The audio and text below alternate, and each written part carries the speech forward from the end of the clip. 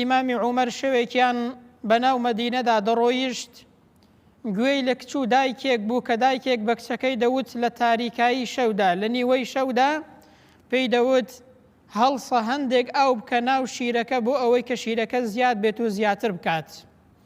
ئەو کچەیەش کە هەست بە چاودێری خوای پەروەردگار دەکات ئیمان لە دڵ و دەرونیدا بەهێزە دڵێ ئاخر دایکە نازانی ئیمامی عومەر قەدەغەی کردووە کە ئاو بکرێتە ناو شیر.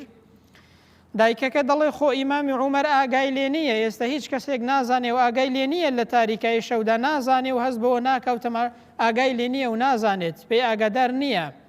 بەڵام کچەکە کە هەست بە چاودێری و ڕقابەتی خوای پەروەردگار دەکات کە ئیمان لە دڵ و دەرونیدا بەهێزە دەڵێ وەڵڵاهی نامەوێ لە ئاشکرادا هەست بە چاودێری خوای گەورە بکەم لە خوا بترسم بەڵام لە نەهێنیدا سەرپێچی خوای پەروەردگار بکەم. ئەی نازانی کە عومەر ئاگای لێ نییە دایکە خوای عومەر ئاگای لێیە. ئەوە هەڵوێستەیەکی ئیمانیە کە لە تاریکایی شەودا ئینسان کە خوای پەروەردگاری لەبیر بوو هەستی بە گەورەی خوای پەروەردگار کرد لە تاریکایی شەودا بێت یان لە ڕووناکی ڕۆژدا بێت هەست بە چاودێری خدای پەروەردگاری خۆی دەکات. بۆیە خوای گەورە دەفەرمێ إن الله لا يخفى عليه شيء في الأرض ولا في السماء.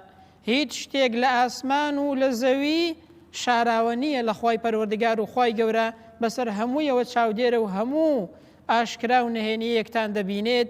ئەی ئینسان ئاگادار بە و هەست بە چاودێری خوای پەروەردگار بکە.